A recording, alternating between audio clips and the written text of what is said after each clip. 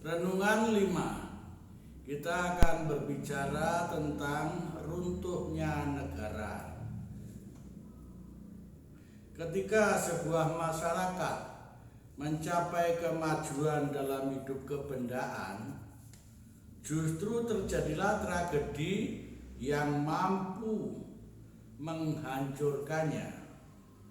Kondisi sejahtera secara material membuat masyarakat tersebut mengabaikan sesuatu yang sungguh penting dalam kehidupannya. Demikian kesimpulan pemikiran yang dikemukakan oleh Rosmini tahun 1797 sampai 1855. Penulis buku Filosofia della Politica. Ia seorang filsuf Itali. Munculnya gejala-gejala ini disebabkan oleh keterlenaan manusia dalam menikmati kesenangannya. Sikap hedonistis, dari kata hedone artinya kenikmatan.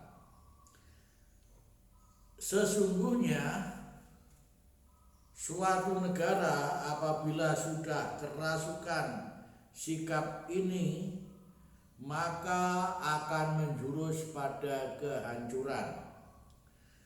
Tanpa kecuali apabila tak diwaspadai juga bangsa Indonesia. Sikap ini tampak dalam fenomena hidup suka hidup enak, boya-boya, rakus merebut peluang, menguras sumber daya alam berlebihan, memperalat sesama, dan cara-cara lain, semua yang bertentangan dengan iman dan moralitas. Gaya hidup hedonistis sangat menonjol dalam kehidupan di kota-kota dan bahkan tampak pula menjalar ke desa-desa. Padahal kalau mau ditinjau lebih dalam, gaya hidup tersebut tidak sesuai dengan kemampuan dan keadaan yang wajar. Gaya hidup ini memang merupakan produk dan semangat kapitalis yang individualistis, di mana orang mau dikatakan keren dan gagah. Gaya hidup ini ditampakkan seperti misalnya di pusat-pusat perbelanjaan yang mewah.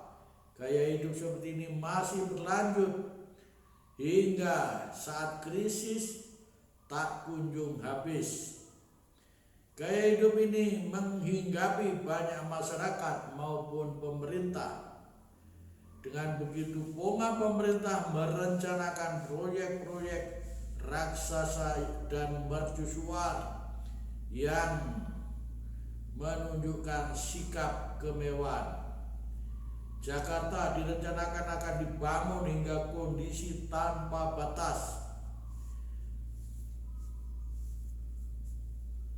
mengarai dan menara di Kebayoran, suatu proyek yang kemudian terungkap banyak masalah. Cara-cara kita mengelola hidup ekonomi, demikian kata pengamat, sangat kapitalis dalam semangat awalnya. Ketika krisis menimpa, sadarlah kita bahwa cara hidup mewah ini ternyata dibangun bukan dasar prestasi dan kerja keras, tetapi karena hutang. Ini suatu cara hidup yang tidak dapat dipertanggungjawabkan secara moral. Dengan demikian runtuhlah kebanggaan gaya hidup. Dalam buku yang disebut di atas, Antonio Rosmini mengemukakan 4 tahapan berdirinya dan robohnya suatu negara. Tahap pertama, suatu masyarakat yang masih muda. Tujuannya terletak dalam masyarakat itu sendiri. Keberlangsungan masyarakat menjadi keprihatinan utama seluruh warganya. Lalu tahap kedua, Ketika keamanan sudah terjamin, tujuan beralih pada kekuasaan. Negara berusaha menegakkan kewibawaannya. Tahap ketiga, setelah pemerintah mantap, perhatian beranjak ke kesejahteraan sosial. Tahap ini dengan peningkatan taraf hidup, penambahan penghasilan, dan penimbunan kekayaan. Dan akhirnya tahap 4, setelah kemakmuran tercapai, muncullah kecenderungan pada kesenangan dan kenikmatan. Tahap inilah yang kemudian sering membawa pada kehancuran, di mana persaingan sengit di segala bidang terjadi, baik kekuasaan maupun ekonomi. Pada tahap awal, suatu masyarakat sangat diperingatkan akan semangat-semangat dasar untuk membangun sebuah negara, sebuah masyarakat, rasa solidaritas, sense of solidarity, dan rasa persatuan, sense of unity, berada pada puncak aksentuasi dan aktualisasinya. Pada tahap awal, kemerdekaan perjuangan syarat dengan nilai-nilai luhur. Watak-watak moral seperti kejujuran sangat nyata. Orang mengorbankan waktu, tenaga, dan harta. Orang rela bersusah payah dan bahkan mengorbankan nyawa. Kesejahteraan hidup mencapai puncak pelaksanaannya. Namun makin lama semangat dasar tersebut semakin kabur dan orang mengejar kepentingan dan kenikmatan.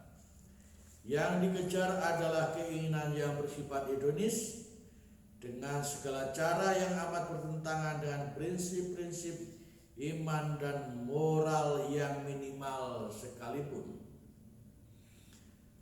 Faktanya, kesenjangan sosial ekonomi yang besar terjadi. Komunikasi antara manusia sangat dipengaruhi kepentingan kebendaan tersebut. Setiap orang memupuk kerajaan atau menjaga keselamatannya sendiri. Rasa solidar dan kesatuan bangsa diporak-porandakan. Porak-porandanya Jakarta dan beberapa kota pada Mei 1998 merupakan gambaran rusaknya komunikasi.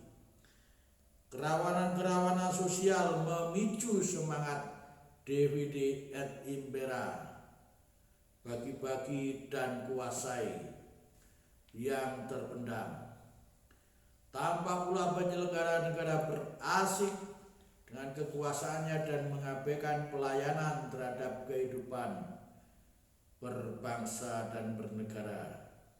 Disinilah awal runtuhnya suatu masyarakat, suatu kondisi yang harus disadari.